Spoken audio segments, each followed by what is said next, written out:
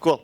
Thank you, everybody, for coming. I appreciate it. I'm going to be talking about the project I'm building, Ebisu. We're doing DeFi on top of EigenLayer. So EigenLayer is all the rage, and I hope to educate you guys a little bit about some of the opportunities and risk presented by it. So maybe first, show of hands, who's familiar with EigenLayer and how it works? Okay, and then, okay, so that's good context. I'll give a brief overview. So market context, EigenLayer, probably the hottest project on Ethereum right now. It enables restaking, which is, I can describe it as a marketplace for Ethereum's decentralized trust. So if I'm a third-party protocol, and instead of launching my own proof-of-stake network, I can use EigenLayer to buy economic security from the Ethereum network. And in return for that, I must pay a little bit of rent. So what that means for users like us is we have some ETH, I can restake it, I can get incremental yield from these third-party protocols who are renting Ethereum's decentralized trust at the cost of a little bit more risk that my restaked ETH will be slashed.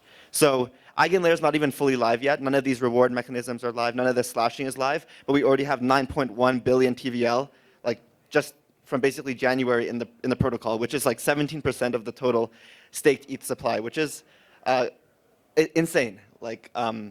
So our team has identified an opportunity. Like, there's all this restaked collateral. Now, like, where are the DeFi protocols that are going to enable people who have restaked their ETH to like borrow, lend against it? Some more like bullish thesis on why restaking is going to be huge. ETH staking yield is adjusted downwards. The more that ETH that is staked, the less rewards each ETH staker gets. So the opportunity cost of not restaking increases over time as more of the ETH supply gets staked. Our team has a very strong conviction that EigenLayer will very soon like flip Lido for this reason. And like just to give some bullish numbers, so if EigenLayer increases ETH staking yield just by like 50 to 75 basis points, so right now you can probably get 3.5% on your staked ETH. Let's say it goes to 4%. That's 400 million plus more rewards that we paid out to ETH stakers. Like that's in like the bear case, but in the bull case, let's say it increases ETH staking yields by 3%. That's like 2.7 bill more yield at the current prices, and it will only hopefully go up. So bullish EigenLayer, and as we saw with like ETH staking, there's like liquid staking providers that enable you to have a liquid wrapper to represent your staked position. So the same thing is happening in EigenLayer. We're having liquid restaking tokens that enable you to easily restake your ETH, and then now get this restaking token you can go use in DeFi. So LRT TVL is now like 1.7 million ETH, so 4.3 bill, which is 8.3% of staked ETH. And like as I said, slashing nor rewards are live. These are only like fueled by point speculation. So the question we're trying to answer as a protocol is like, what is new about these LRTs? What novel risk and rewards do they introduce? And how can we properly underwrite the risk to introduce them into DeFi so that we can build like long-term sustainable capital efficient protocols?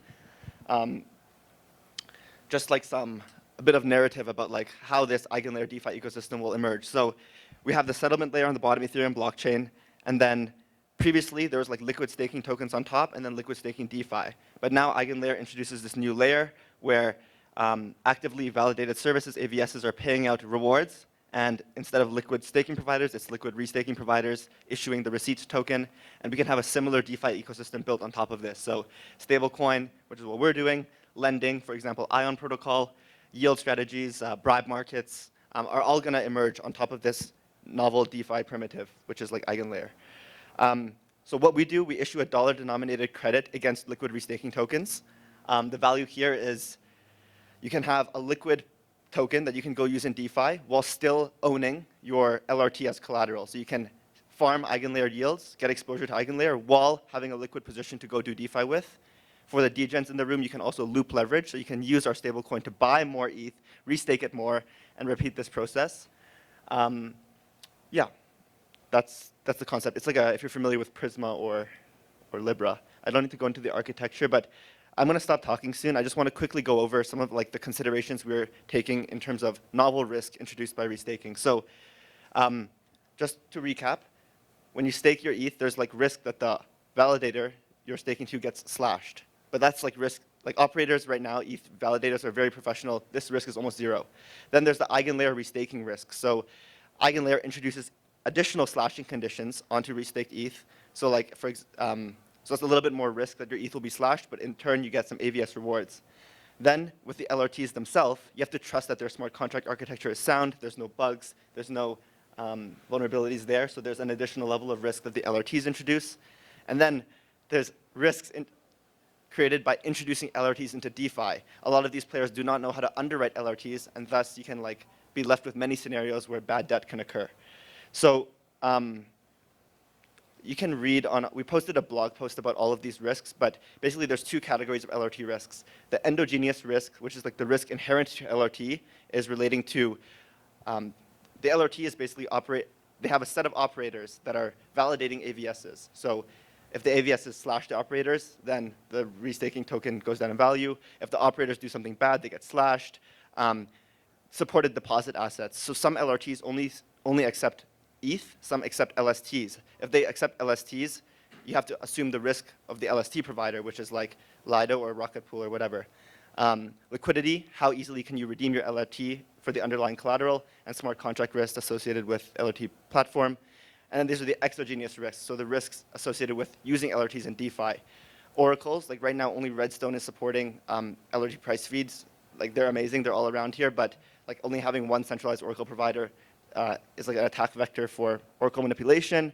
There's governance risk. We don't know what LRT governance tokens will be used for, but there can be like collusion in voting that could pose some risks.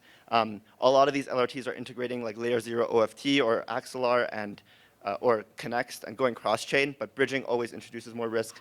And then centralization concerns, like if one of the LRT controls the majority of restaked ETH, they have power over the eigenlayer network.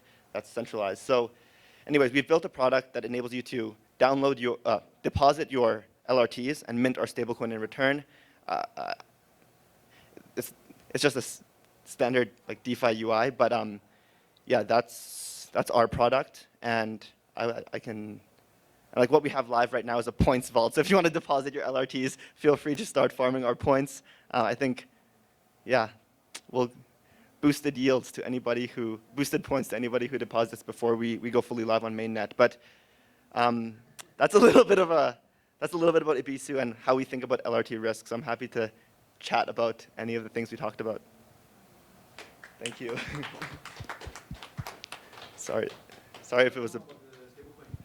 Okay, so I think in the Stable Summit, we were talking about, there's like two categories of stablecoins. Transactional stablecoins, it's meant to be like a store of value that's used to like buy coffee or like cross-border payments or something like that. And these require like really robust collateral to back it and really getting rid of all of the risks that could lead to like the stablecoin depegging, the stablecoin like losing liquidity, stuff like that. Because the point is transaction store of value. Like we see in countries where there's high inflation, people are actually using stablecoins to transact. And that's one bucket of stablecoins. But in the DeFi degen land, we have another bucket of stablecoins, which is, I call it like the dollar-denominated credit bucket. So it's like, it's stablecoin protocols that issue credit denominated in dollars, but the value prop here is not that you're going to transact in this coin. The value prop is that you can borrow against the certain collateral that is supported and get this credit in return. It's different than other borrow lending markets because we don't require like lenders to provide liquidity. You bring the collateral and we mint you the stablecoin. And stablecoin is nice because it's easily integratable across DeFi on like the AMMs as well as like the lending markets. So yeah, the whole value prop for this category of stablecoin is you have exposure to the collateral while having this stable asset that you can go now do DeFi with. So yeah, I think it's a little bit different than the stablecoins we're hearing in this summit. It's like a bit of a smaller market opportunity, definitely more for the on-chain degen capital. But yeah, it's definitely a market need. Like right now, there's these restaking tokens. What can you do with it? Like nothing. So there needs to be like DeFi, or the market demands DeFi primitives to be built on top of it, which is why we're building Ebisu. Thanks for the question. You can follow our Twitter, Ebisu_finance, and or ping me anytime on Telegram. My name is Ethan Lipman. That's my Telegram username, and I'm happy to answer more questions. But yeah. Just a question. Is this your first public? Yeah, this is alpha. This is the first public debut of the deposit. Huh? And this is alpha. This is alpha. big alpha because points. Yes. Yeah. I think there's a 10 million deposit cap on the deposit contract. We have a couple mil committed. That's gonna be coming in soon, so make sure you get it in quick so you don't miss this points season. Okay, that's enough shilling. Thank you guys.